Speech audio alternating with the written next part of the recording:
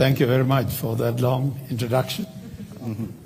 I guess it tells my age, and I'm glad to be in Africa where age is given due consideration. It's off? I understand the microphone is off. Can I? It's on. It's on, I thought. Okay. Well, it's a great pleasure and honor to be invited to participate in this launch and given the opportunity to make a keynote address.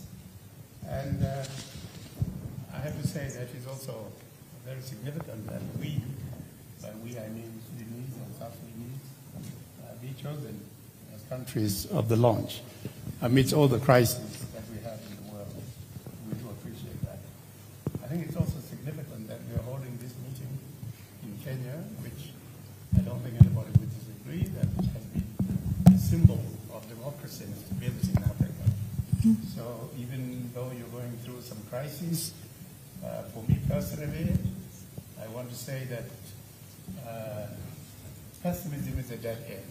It leads to a dead end. And optimism is a challenge for reflection and action. So as we discuss the crisis in the Sudan, I personally believe that we also look for opportunities in crisis. Now, I would like to see the Sudan in the context of the region, that is Africa, and globally. And again, going back to experience and age, I'd like to link this to some of the experiences I have had representing the Secretary General on internally displaced persons and prevention of genocide.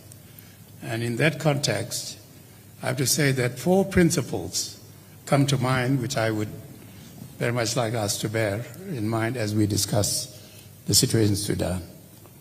The first is identity, and I know that many experts consider identity as too elusive to be a subject of meaningful discussion and resolution of conflicts. But identity is essential to every individual and group. Then we link that with dignity, human dignity. And I have to say that every community considers itself the symbol of the dignity of being human, both as individuals and as groups. In isolation, that is innocuous. We can think whatever we think of ourselves as the model of God's creation. But when we then get involved in a context of diversity, interacting with others who equally feel very special, then we get into the concept of how to manage diversity in a constructive way. That management of diversity leads also to the demand for equality. And these 4 factors are very relevant in the case of the Sudan. Let me say that I have been focused on the crisis of national identity in Sudan for quite a number of years. And if we look at it from a historical perspective, which I have to say until very recently, Sudanese were evasive about. They were in denial. This is a history in which if you were a Muslim, Arabic speaking, culturally Arabized, and you can imagine or trace your descent to any of the Arab countries, particularly Arabia, then you are elevated. You had a status of respect, recognition, and dignity. If you are an African and a heathen, you are a legitimate target for enslavement. That complex dichotomy crystallized into the North and South. North being considered Arab and Muslim, South Christian, became Christian eventually, but African traditional belief system. That dualism was found by the colonialists and became stabilized in terms of North and South. So what you could say is the 2 identities that evolved in Sudan was one, the identity of the North was identity of assimilation, which actually had a way of elevating you. So if you could elevate yourself by adopting the symbols of identity that were recognized and respected, then you went. And most people in the northern categories irrespective of how African or black or brown where you are elevated. Africans in the South adopted a culture of resistance. They were the target for slavery, and therefore their identity became one of resisting that.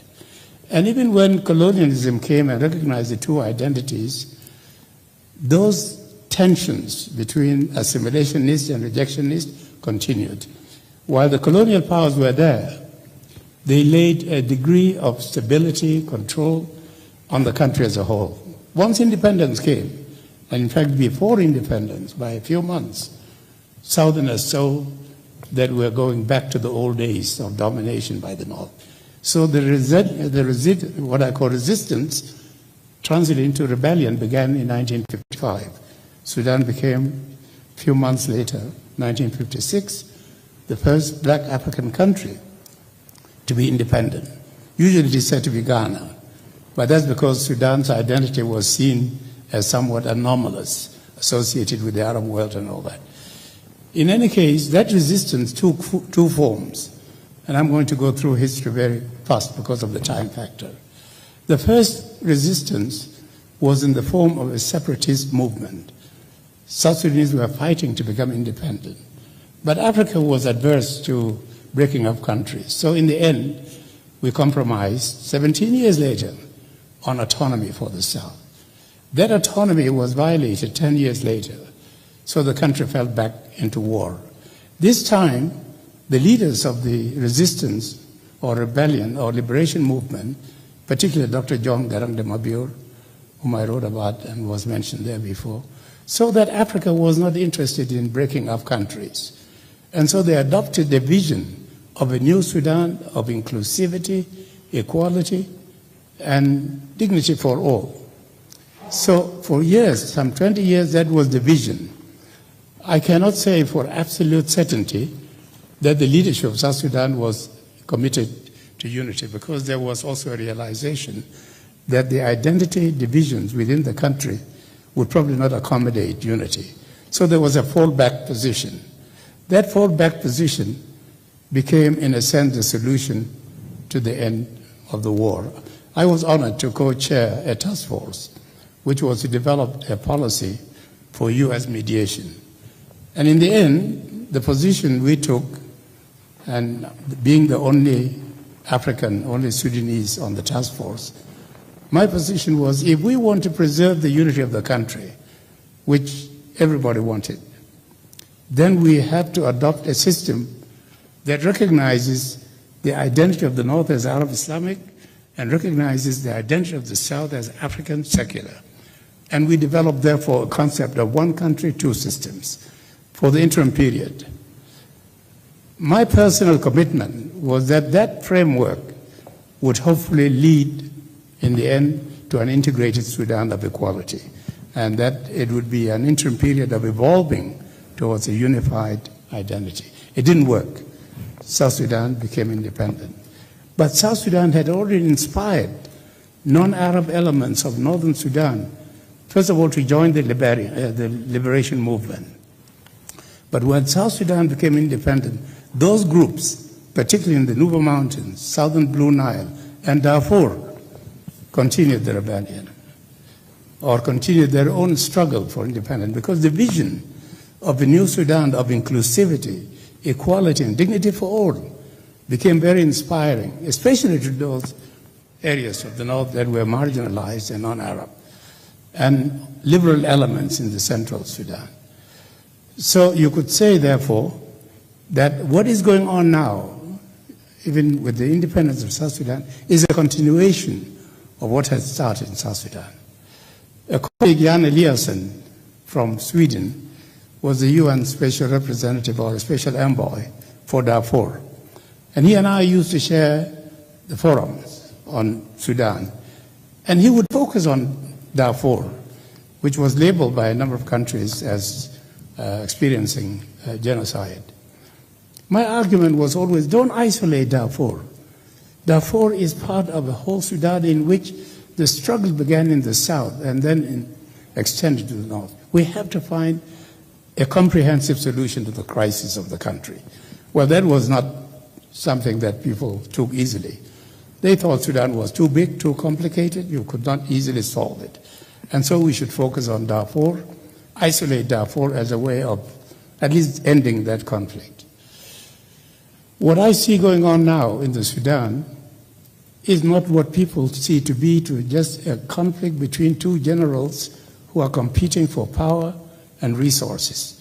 It's a continuation of a vision that had started in South Sudan, a vision of a new Sudan of inclusivity. So we go back to the principles that I started with. Now, what is critical here now is to see what kind of a framework can accommodate the unity of a country that is so diverse and where identity has become a critical factor. That's where we begin to think that instead of one country, two systems, which we had suggested and we did not succeed, let us think of a new way of dealing with diversity. So the framework that some of us are now toiling with, suggesting, is one country, multiple systems.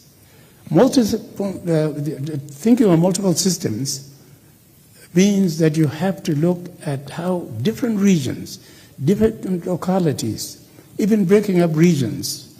In the Sudan, we tend to think of the north, the south, east, west, center. And each of these has distinctive identity elements. So let every region govern itself up to the local level. And then let the national level become an accommodating, equitable framework for all. Now, I would like to say that by and large, we tend to focus on regional integration, globalization, and we forget that in order to be truly inclusive, globalization has to involve localization. We have tended to look at the center, and the centralization of the center deprive the local communities of building on their own basic cultural values and all that.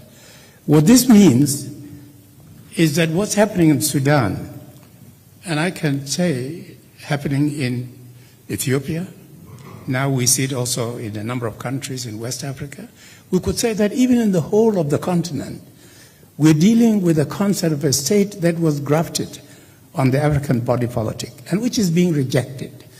Not rejected in the sense of total denial of this being relevant to Africa. We have to deal with the realities. The reality is that we now have a concept of this state. But we are being challenged to see the state as reflecting African fundamental values and you could say identity factors. Our founding fathers came with ideas such as Nyerere's Ujamaa, Kenyatta's Harambee, Botu's authenticity, Kaunda's humanism, and negritude in Senghor. All these concepts, which according to the briefing note, have fizzled out. But this was a search for an African cultural context, African values that will sustain our governance system. So if we take, for instance, issues like democracy, it becomes a dictatorship of numbers because people focus on elections, majority rule. That contrasts with the African value orientation, which is inclusive, consensus building, and you could say reconciliation. You go to issues of human rights. Kofi Annan used to say we see human rights as though they're imposed from above. No, human rights are also African rights. If you take African value system, the importance placed on the human being, you could say in some respects, there's a comparative balance between different cultures, but Africa has a major contribution to make to that. You take to conflict resolution. We are consensus-oriented, reconciliation, as opposed to adversarial. So we need to understand we cannot wish away the state, it exists, but we need to revisit some of the struggles of the founding fathers to find an African foundation for the African state. That is why now throughout Africa, we're dealing with the concept of African constitutionalism, a constitutionalism that would recognize certain global parameters, but focus on African context, African cultural values, African institutions. Let me hasten to say, again, going back to my long experience, I was in China in the 80s, and I was eager to see some comparisons between the issues we are dealing with in Africa, particularly, being my bias, cultural, African customary law, and the cultural values associated with that. Now, initially, the Chinese were tracing their legal system to Germany. But as the conversation went, and they saw my bias for culture, they began to say, we want to build China on the basis of our cultural values and institutions. We want to build China the Chinese way. I would ask, what is the Chinese way? They would say, we do not want to become a dumping ground of external ideas and products. We want to be independent and then connect to the world on equal footing. That's where we are. And many of the Asian countries that have actually experienced development in an impressive way have been very much guided by their own fundamental cultural values. So I would say we in Africa, and given the fact that I have only 10 minutes, which are over, we need to go back to those fundamental principles that I started with. Identity, dignity, recognition for diversity, and justice, equality. If we know who we are, and we know what our cultural fundamental values are to guide us with confidence, we can then negotiate a global order in which we have equality. And I have to say that this issue of identity and the crisis of identity is global. My experiences around the world, literally, show that these were very divided nations. I would leave wondering what would bring these countries together to be a nation. So we have to say our crises are not only African, they're global.